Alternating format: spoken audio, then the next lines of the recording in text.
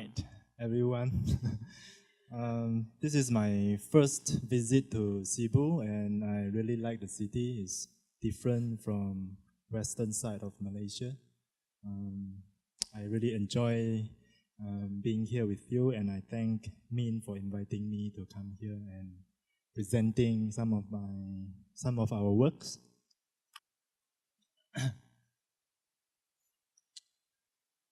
Our office is called Basic Design Workshop. We are established in 2011, practicing in Batu Pahat, Johor. I would like to group my talk under these 4 titles tonight. The first one is basic. We try to ask basic questions and find simple solutions for our project. And secondly, is nature. We always try to relate our buildings with nature, and we enjoy designing houses and projects for school.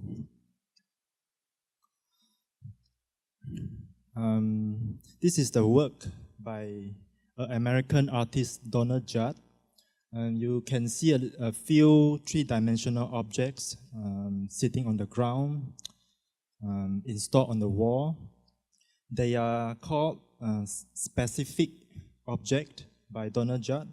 They are specific because the proportion, the shape, the scale, the materiality of the objects are carefully orchestrated by the artist himself. And they are not sculpture, they are not painting, they are called object because they are fabricated. They are not painted or sculpted by the artist. And I find this minimalist kind of aesthetics very appealing, and really like it. You don't see any platform or podium for the object sitting on the ground. They just sit directly on the ground, and you can see spaces are used as ingredient in the artwork itself.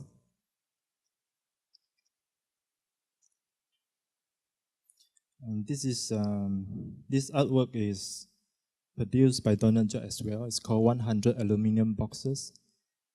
Each of the box, every box is identical, but there are variation in every single one of them. They are different, but they're part of the set, part of a series.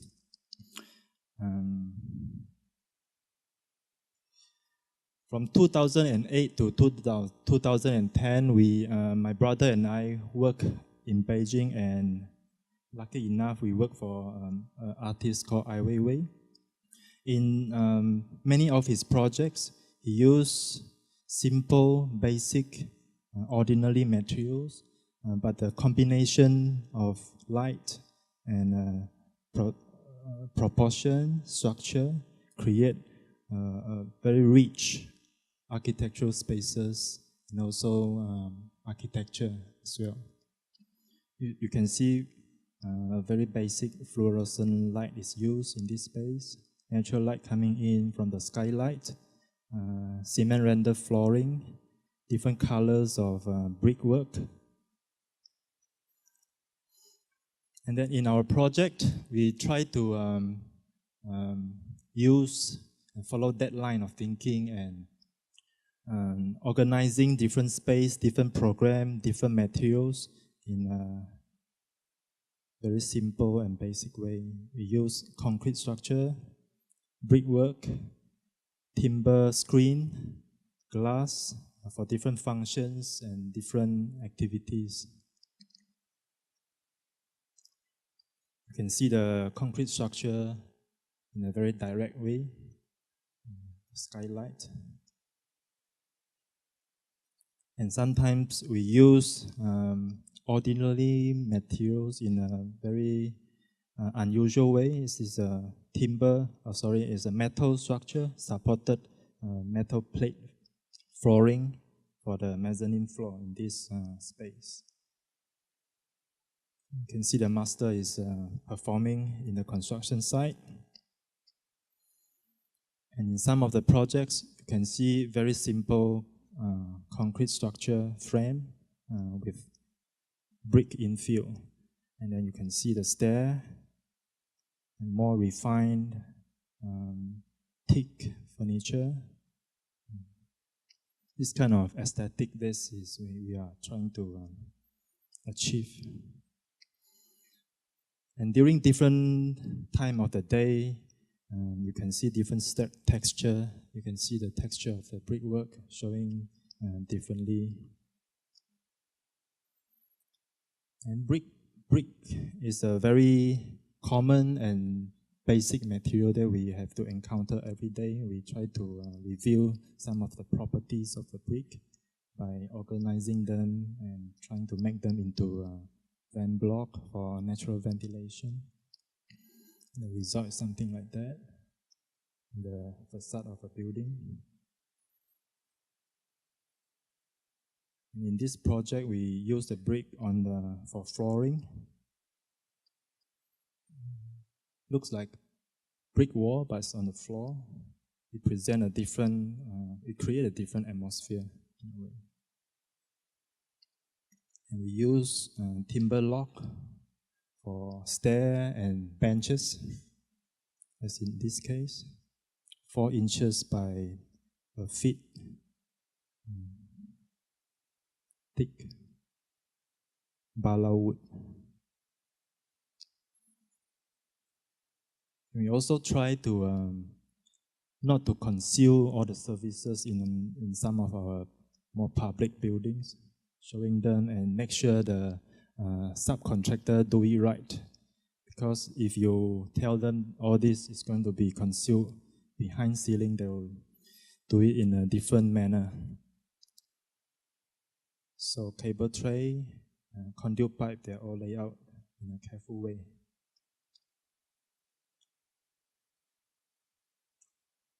The second part of the talk is about nature. We try to make courtyards, verandas, gaps, and screen so that we can relate to the vegetation, the plants, and create natural ventilated spaces and let in natural light.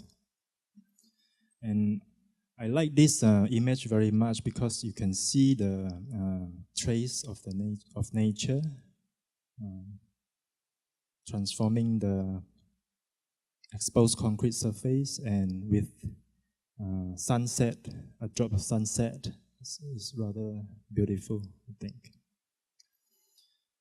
As you can see in this project, we created a series of courtyards and 3-sided courtyards, 2-sided courtyards to incorporate the landscape into our buildings, and veranda pilates spaces are really next to the greenery that we are trying to bring in. This is the result of it. Under the veranda, you can see people using the green space next to a courtyard in the middle of the building. Bamboo and gaps between rooms, different rooms in the building. Veranda spaces and gaps that let in sunlight, skylight, relate to the landscape as well. And screen balcony spaces wrapping around a brickwork. And then the third title is about house. Louis Kahn is one of the architects that we admire a lot, and his idea about a room is really some of the basis of our design. I'll just read out I will quote Louis Kahn. "The room is the beginning of architecture. It is the place of the mind. You in the room with its dimension, its structure, its light, respond to its character, its spiritual aura, recognizing that whatever the human proposes and makes becomes alive." So he treats every room very carefully, very specific, very particular, and then put them together also in a very carefully way. So he created a society of rooms, and this idea is really beautiful to me. And For instance, you can do that and create a series of verandas. You can link them in a different angle so that you can see, you have a different view of the surrounding, and you can group them together and form a courtyard in the middle. So it's kind of a liberating way to see a program rather than we have conventions of what house is going to be. We have this living room, kitchen, dining room. It's more liberating in a way. So in our first project, when we first came back from Beijing to Malaysia, we did this project for our parents. Actually, it's a addition to a single-story corner house in Batu Pahat. You can see 3 boxes made out of different materials. A concrete box is a toilet, and the brick box is a studio space with a mezzanine floor inside, and a lightweight structure which is going to be a study. Then we test the brick construction, trying to make a metal lintel, because the basic properties of brick, if you want to make an opening, you have to make a lintel. Either it's a concrete lintel, or in this case, we try to make a metal lintel for the exterior timber. The brick. It's cavity wall, so there are 2 layers of brick. So for the exterior, you don't see the lintel, but interior, you can see the common construction for Malaysia. Concrete framework with brick infill. And for the toilet box, we tried this exposed concrete and try to make the timber formwork in this way. This is the outcome.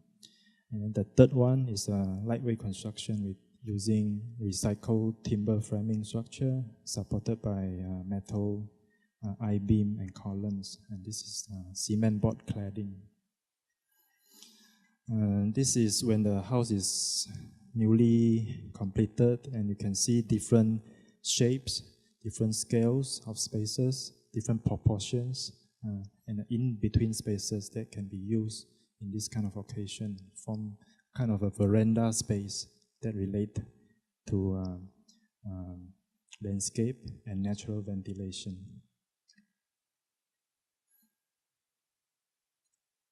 You can see the different materiality as well, brickwork and lightweight construction.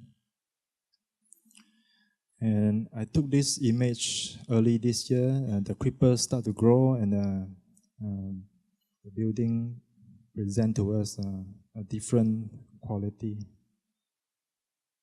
The veranda space in the evening, the interior space, and you can see the mezzanine floor connected by a timber stair or ladder, if you like. Furniture. We really like this kind of refurbished furniture imported from Singapore and refurbished by a local carpenter in Batu Pahat. They're very nice. And this is a courtyard in the toilet box, the study, and a happy moment for taking family photo. So the lesson we learned from this project is shape. We use simple box shape for every room. Scale from small to large, double volume, mezzanine floor, different proportion. Show the structure, the materiality, and we created veranda and courtyard for the everyday life. So we carry those basic principles to many of our following projects. This one is Leban Houses. It's a house, actually 2 houses designed for brother and sister. The brother It's a family of 4, and the sister is a family of 4 as well, and the brother is living with the parents. The question we ask when we are doing this project is, there are conventions about what the everyday is about. Is there any possibility that we can create a different everyday? And we just keep measuring the distance, between a different everyday and the conventions that we somehow find restricting in a way. And we found courage in the work by Kazuo Shinohara. For instance, in this famous house called House in White, this traditional-looking Japanese house, there's an abstract space inside it. As you can see in the plan, this square plan, more than half of the plan is devoted to this space with no specific functions. Of course, you can see a kitchenette there and dining table seat next to it, but proportionally in scale, it's much bigger than the space next to it, which is double-story bedroom spaces for children and master bedroom upper master bedroom. So you can see the difference between this very functional, very particular, specific, and also showing the shape of the roof. But this one is much more abstract, 1.5 story high, with the only element that is giving a clue about the structure is this timber column in the middle there. In 1962, Kazuo Shinohara announced a house is a work of art. Irrationality within dwellings provide means of resisting the fragmentation of the psyche and the community resulting from the relentless pursuit of rationality. Domestic architectural space that would critique prevailing worldview is what he is trying to do. The design of individual homes remain relatively unproductive, economically speaking, and could therefore be recognized as art. It's a cultural creation unrelated to social production. Geometric abstraction in House in White is divorced from the functionalist principles of modernism, showing Shinohara's desire to create a space detached from that of mechanical civilization by reintroducing elements of the symbolic and the non-everyday into the house. So a Japanese philosopher summarized Shinohara's work as a sacralization of the dwelling, making dwelling as a sacred space. And there are other architects and French philosophers who pursued the same line of thinking, critique of everyday life. And the reason to do that is try to introduce play and freedom back to our daily life rather than just follow the conventions. So in this project, in terms of program, the brother is a dedicated Buddhist, so there's a meditation room for him, which is somehow detached from the everyday life, the bedroom's wing, which is white in color. And then the sister's husband is a painter. They actually stay in Singapore, and this is the weekend house, and sometimes the husband will come home, come back here in the studio and paint for a week, doing painting for a week. So the workshop, the studio, is at the back of this house. It's also detached from the bedrooms. You can see some of the courtyard of the house.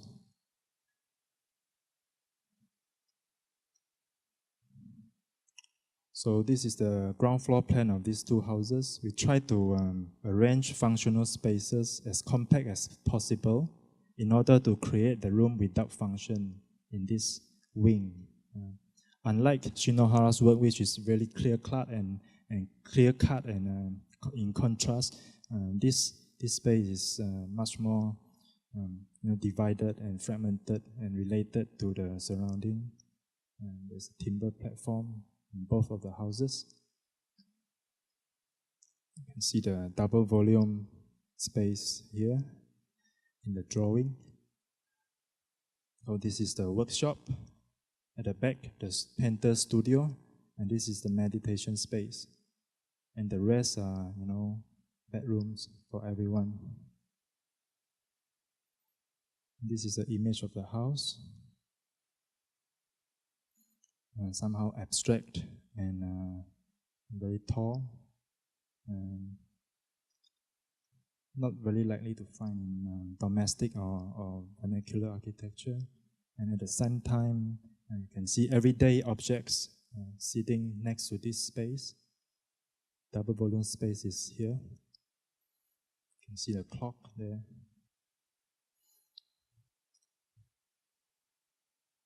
And the contrast between the interior of the house and the surrounding, the everyday, the chaotic neighborhood scape. It also create a different kind of privacy because no one can see you actually in this level. The hallway linking to different spaces in the house. A carpenter is installing a bridge linking the house to the meditation space next door. And you can peek through the gap between the meditation hall and the bedroom wing into the everyday life downstairs.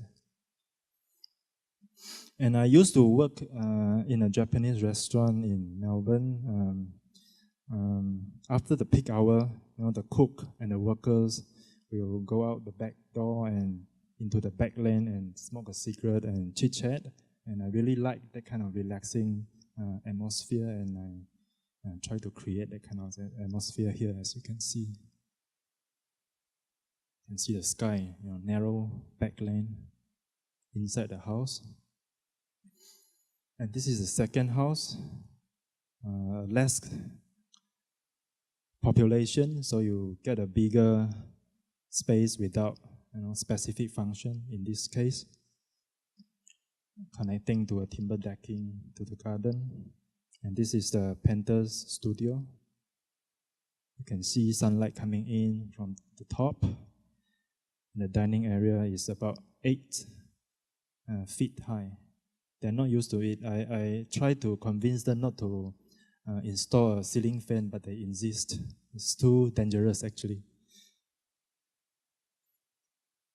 You can see another bedroom with an opening into this double volume space, and the studio is next to it. The staircase linking to the upper levels. So this is a split levels configuration. You come up to this level into the studio and up again into bedrooms. And another view of it. And really simple and basic materials for the flooring. Timber floor for the stair and upper stories, bedrooms, and timber decking to the right. It's inside the studio, the artist studio. He likes to play table tennis a lot, so I didn't expect that to happen. This is the house owner. And then again, the contrast between our house and the surrounding area. The privacy, you can walk naked in this space, but no one will see you. And we also like to make design furniture for our houses. This is a cabinet for the kitchen, a pendant light, a table, a cabinet for ancestral worship, side table, sideboard, and stools.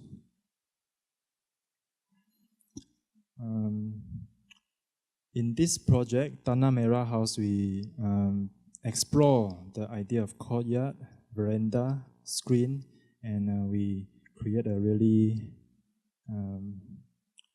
high ceiling dining space for this house. This is a courtyard with a timber decking. This is a dining space. The concept of the house is really simple. 4 volumes. Some of them are double story. This one, 1.5 story high, is dining hall. Platform that link them together and creating balconies and platforms for different programs. And then screen them off. So you can see the courtyard, timber decking, and the big dining kitchen space. This is the dining space, courtyard in the middle, and balcony spaces.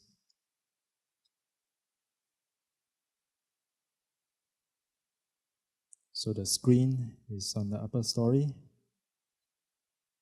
They don't have a very specific function as well in these spaces. We will see because they haven't moved in yet, so we'll see what they are going to how they are going to use the spaces upstairs.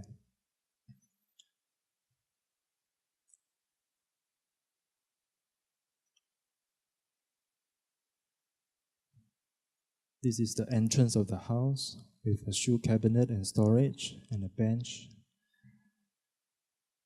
Different canopies surrounding the courtyard space. And looking into the dining area with a stair leading up to the upper story and a view of the high ceiling dining kitchen space. Looking out into the courtyard, going upstairs, and stair leading up to the upper story. And in the bathroom, the screen and sandblasted glass. Some of the detail of the between concrete and brickwork. And this is a house that is still under construction. In this house, we explore the idea of secret gardens, 1 room space, and this is the first time we built a spiral staircase. Double-story house with 1 big room at the ground level. And this densely built neighborhood, we try to insert some secret garden at the back and courtyard for the bedroom downstairs. And a skywell in the middle of the house. And this is the 1 room space that I'm talking about. Living room, skywell, stairwell, kitchen and dining area. Although they sit within one space, but the condition in the living room is, they're all different. In the living room, you have access to a courtyard next door, and you can see the landscape here. And then in the stairwell area, you have a blank wall. You go up, and then this is a double volume skylit stairwell. And then at the back, the kitchen and dining area, you have access to the backyard and the side into a timber deck. Under construction, spiral staircase under construction. We struggle a bit because both architect and the contractor, this is the first time under construction. So we expand the exposed concrete toilet and lifted it up to the 2nd level. The last title that I would like to talk about is about school. We see campuses as fragments of an ideal city, as spatialized visions of community, as mediator between nature and human, private use and civic expression, education as refuge, and as engagement. There are issues and keywords about school, institution, collective, program, utopia and heterotopia, the idea, and is there any possibility for spaces of otherness? In Malaysia, building types in current campuses are limited to repetitive classroom block and portal frame multipurpose hall. As you can see in this case, different types of repetitive classroom blocks built during different era, and portal frame factory-like multipurpose hall for indoor sports, assembly, sometimes even banquet. And we think this is a problem that we can try to introduce a different kind of scale into the compound. This is the first school project that we are involved in. Is Patron High School in Pontian, Johor. The existing school function in this area, classrooms, offices, labs, there's an assembly hall in the middle there. And then they asked us to prepare a master plan for the expansion because the students getting more and more, they need an expansion. So apart from the typical classroom block, we introduced a series of different scale and different program buildings opposite it. A music, a concert hall, a lecture hall, amphitheater, and library. Normally, we find library is always converted from classroom. They transform classroom into library. But we think we need to express library and different function in an architectural way rather than limited them into these two very restrictive building types. So this is the existing school, and this is what we propose. Assist, classroom, performing hall, and a library with a courtyard. This is the plan. This is the classroom. So you can see a repetitive block there, but a more public architectural language you can find opposite it, linked by bridges and corridors. This is the library that we proposed. Unfortunately, this project didn't get built. The second project that we involved in school is this Zhonghua High School Multifunction Center in Muar, Johor as well. As you can see in this image, the existing school is also composed by this repetitive classroom. This is historic building, classrooms, but they just keep on adding classroom at the back continuously. Over the span of maybe 30 years, they just keep doing that. It blocks the natural ventilation, and it's quite horrible in a way. And this assembly hall is quite nicely built. And we introduce different scale and proportion and different function in this corner of the campus.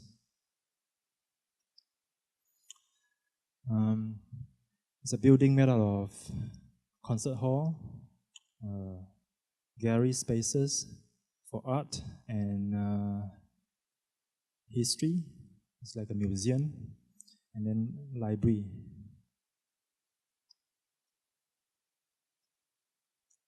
You can see the existing classroom next door, and then we put different volumes next to it, and by leaving a gap between this building, we allow natural ventilation, forming courtyards in the middle, framing a tree, historic monumental tree in the campus. And by leaving this courtyard in the middle of the building, you can also create skylight for the library downstairs.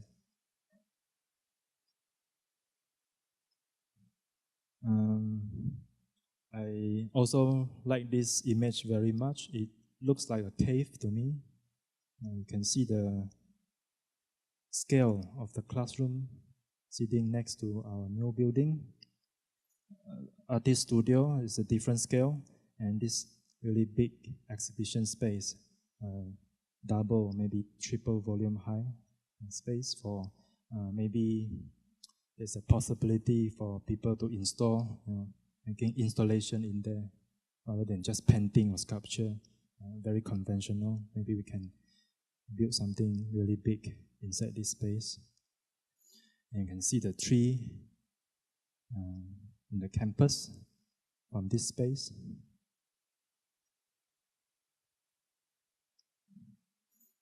This is when the building is completed.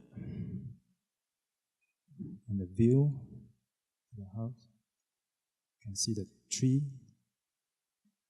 There are a series of really wide corridor and pilates spaces, for different kind of activities. You can see the gallery space framing the tree in the campus. This is the concert hall. They just start operating last year. This is the library, the art gallery, and the museum. And the museum, you can see Min there. Min was there.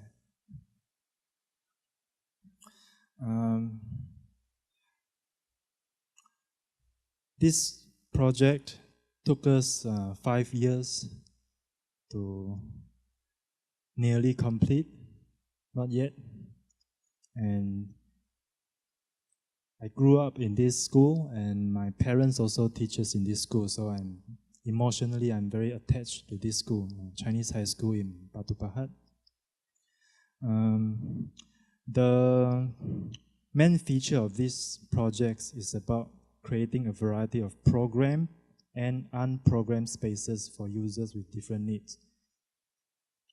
Almost half of the build-up area is unprogrammed spaces, actually 50%. It's quite challenging. The school committee, they are not very happy about it. But I believe in the future when they see, when the building is fully function, they can see the potential of this building. So you can see the program of this resource center is mainly library, art gallery, and a museum as well. And they are linked by a series of platforms, and these platforms constitute the unprogrammed spaces. Natural ventilated, but no specific program. In Doraemon, right, there's this vacant land in the neighborhood. When something happens, they always gather around in that vacant land. Maybe, discussing something. This guy is showing off and he's not very happy about it. It's a specific kind of charm in this vacant land. In contrast, playground, there's this instruction showing how to use particular parts of the place. I think they can sit next to each other, but they're both important. So in this project, we created a series of open spaces covered but naturally ventilated without particular specific functions, on different levels, different orientation. You can see the library is glazed, sitting next to these veranda spaces on different levels, different ceiling height.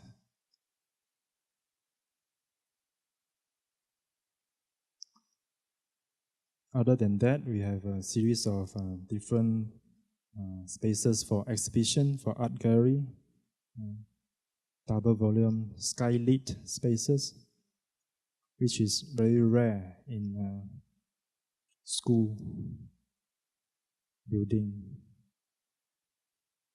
A mezzanine floor for art display as well, for the museum, and the library with solid teak furniture, which is quite rare as well. In school, they always try to use plywood or medium density board for furniture, but in the long run, I think this is more sustainable, using termite resistant teak wood. And a view of the library. And a view of the library. Upper story, surrounding the courtyard, reading area, and having a meeting conference room there.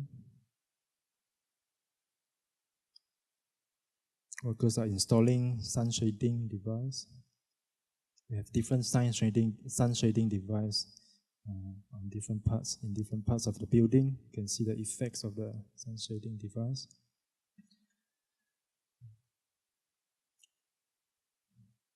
They're all made out of Berlin wood. And we calculate the angle and different times in the day, how it affects the interior. And then we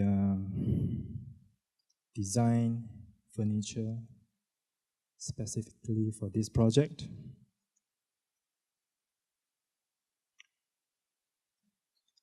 Discuss with the manufacturer.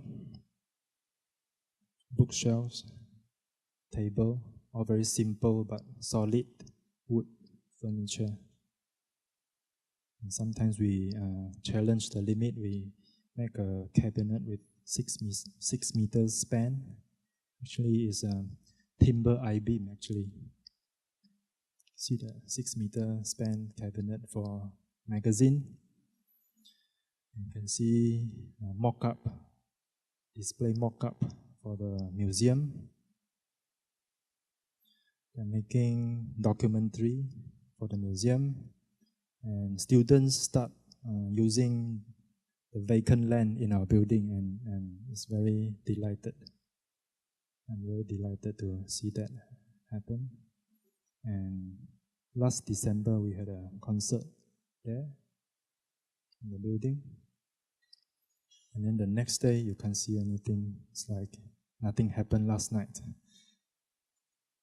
And this is a last project. It's ongoing. The tender process just ended. It's another multifunctional building in Yongpeng High School. It's a concert hall upstairs, library and gallery in this space, and a Pilates space for multi-purpose use. Concert hall section, a huge veranda space up there. It's actually challenging the setback requirement. We're treating this like a car park canopy for car park. Actually, there's no car park there.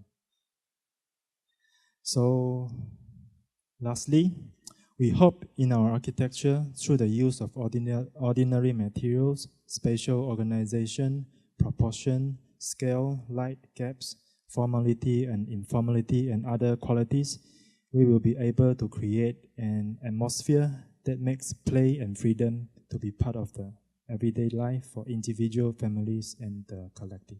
Thank you very much.